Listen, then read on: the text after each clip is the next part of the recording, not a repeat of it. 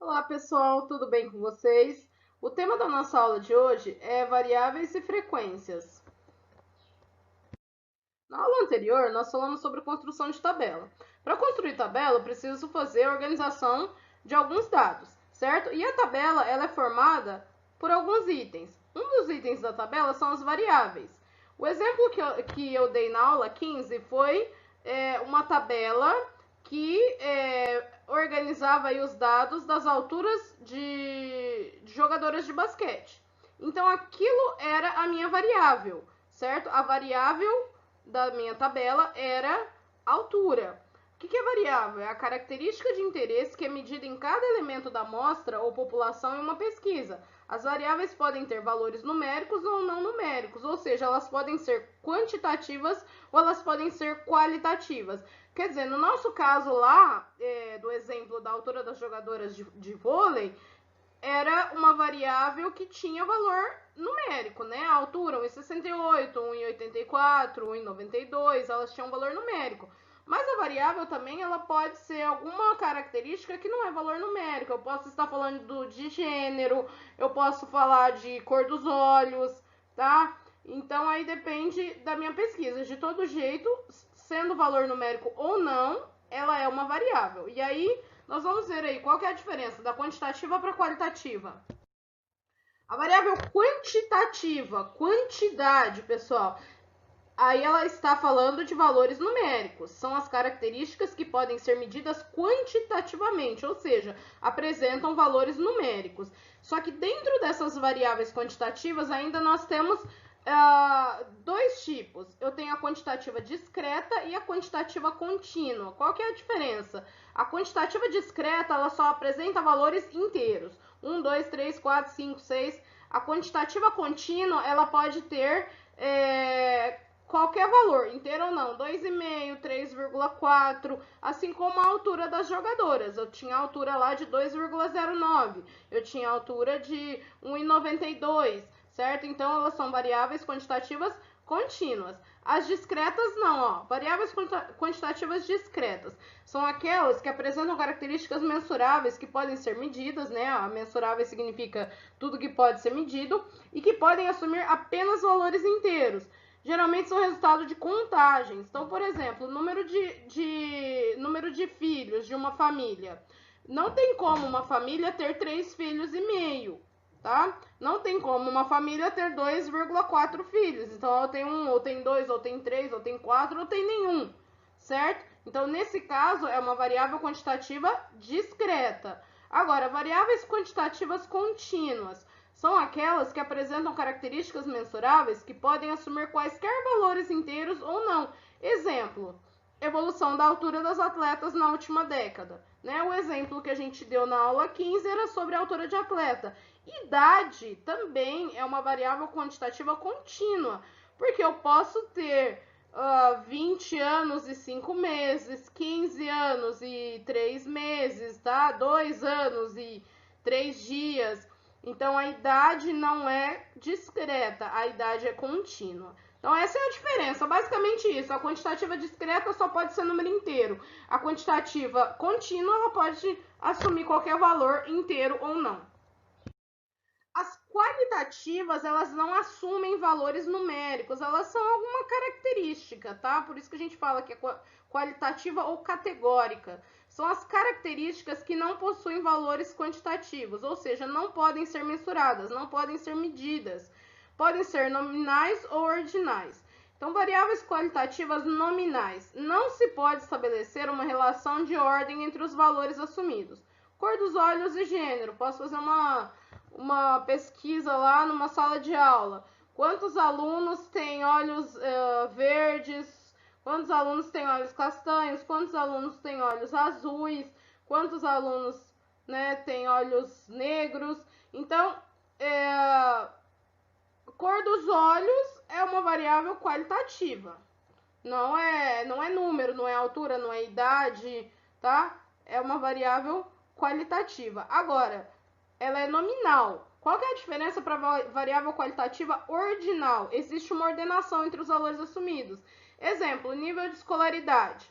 Que é nível de escolaridade? A pessoa pode ter só até o ensino médio, por exemplo, ou ela pode ter um curso superior, ou ela pode ter um mestrado, ou ela pode ter um doutorado. Então, vocês podem ver que é uma ordenação, assim como mês de observação de um fenômeno, janeiro, fevereiro, março, abril, segue uma ordem. Ordinal, ele segue uma ordem. Continua sendo uma variável qualitativa, ela não está assumindo valores numéricos, tá? Mas eles seguem uma certa ordem. Então, a ordinal, existe uma ordenação entre os valores assumidos. Já a nominal é alguma característica, né? Cor de olho, gênero ou qualquer outra coisa assim.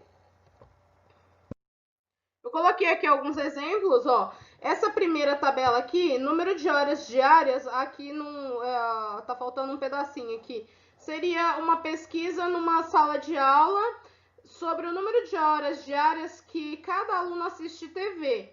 Então, eu tenho aqui tantos alunos, né? A tabela ainda não foi preenchida, mas eu só queria mostrar para vocês a descrição, tá? Essa é a variável. Essa parte aqui da tabela tem outro nome, a gente chama de frequência. A quantidade de alunos, a quantidade de pessoas, a quantidade de qualquer coisa é a frequência. A gente tá nessa parte aqui da variável, tá? Sobre o que é a nossa pesquisa. A nossa pesquisa é sobre o número de horas diárias que os alunos assistem TV em casa. Então, alguns assistem de 2 a 3 horas, outros de 3 a 4 horas, outros de 4 a 5 horas. Isso daqui é uma variável quantitativa, porque ela é medida com valores numéricos. Por que ela é contínua? Porque há a possibilidade de alguém assistir 2 horas e meia de televisão, tá? A hora, ela tem aí ela pode adotar o número decimal, não é necessariamente, eu só posso 3 ou 4. Não, eu posso assistir 3 horas e meia de TV.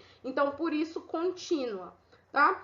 Essa outra aqui é um exemplo de uma variável qualitativa nominal, tá? Por que qualitativa? Porque é uma tabela que fala de gênero, também provavelmente uma pesquisa aí de sala de aula, quantos alunos são do sexo feminino, quantos alunos são do sexo masculino, tá? Então, ela é qualitativa, não é medida aí, não é mensurável, não são características mensuráveis. E nominal porque não é ordinal, não tem uma ordem aí, não é janeiro, fevereiro, março, ou não é, né, a questão igual a gente falou do nível de escolaridade, são características aí, assim como cor dos olhos, por exemplo. Então, por isso que ela é nominal, ela não é ordinal. Agora, o que vem a ser a frequência? Então, primeiro, para a gente construir a tabela, a gente precisa ter uma variável, que é o nosso objeto de pesquisa, né? Ou é idade, ou é altura, ou é cor dos olhos, ou é gênero, tudo isso é a minha variável. Agora, a frequência, o que é a frequência? Representa o número de observações computadas numa pesquisa, ou o número de vezes que um fenômeno é observado. Quantos alunos da sala têm olhos verdes? 3. Esse 3 é a minha frequência. Quantos alunos na sala têm idade 12 anos? 4. Esse 4 é a minha frequência. Então, é quantas vezes o fenômeno é observado. Quantas vezes aparece aquela característica, né, que está sendo pesquisada ali como variável.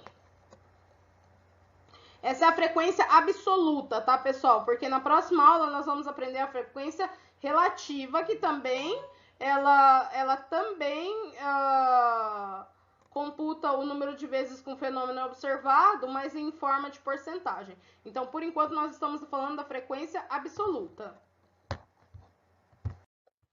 Bom, agora vamos ver um exemplo. Eu coloquei aqui um exemplo do censo escolar. O censo escolar é uma pesquisa que tem por objetivo fazer um amplo levantamento sobre todas as escolas de educação básica no país e envolve as escolas, os alunos e os professores. Ele é realizado anualmente pelo Instituto Nacional de Estudos e Pesquisas Educacionais, Anísio Teixeira, vinculado ao Ministério da Educação. O Censo Escolar de 2016, publicado em 17 de 2 de 2017, revelou que o país contava com 186,1 mil escolas de educação básica, sendo que a maioria, 62% dessas escolas, está sob a responsabilidade dos estados e municípios. O censo escolar revelou ainda que a rede de escolas privadas passou de 21,1% em 2015 para 21,5% em 2016. Veja na tabela a seguir os dados aproximados do Censo Escolar 2016 quanto ao número de alunos no ensino fundamental 2 por tipo de agregação, urbana ou rural. Então vamos lá para a gente ver a nossa tabela com os dados organizados e aí a gente vai analisar aí quem que é a nossa variável, que tipo de variável que é, e a gente vai ver as frequências que tem na tabela. Bom, então aqui a gente tem 3 tabelas com as informações do censo. O que eu tenho aqui? Essa primeira tabela, a variável vai ser urbana e rural. Como assim? A tabela 1 ela apresenta o número de matrículas por unidade de agregação no ensino fundamental 2, isso em 2016.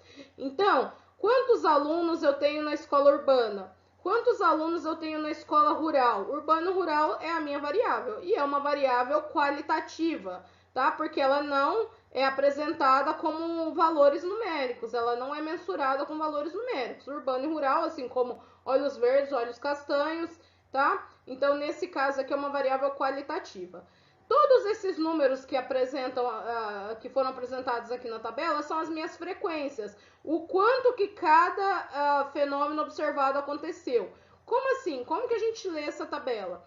Quantos alunos do 6º ano estudam em escolas urbanas?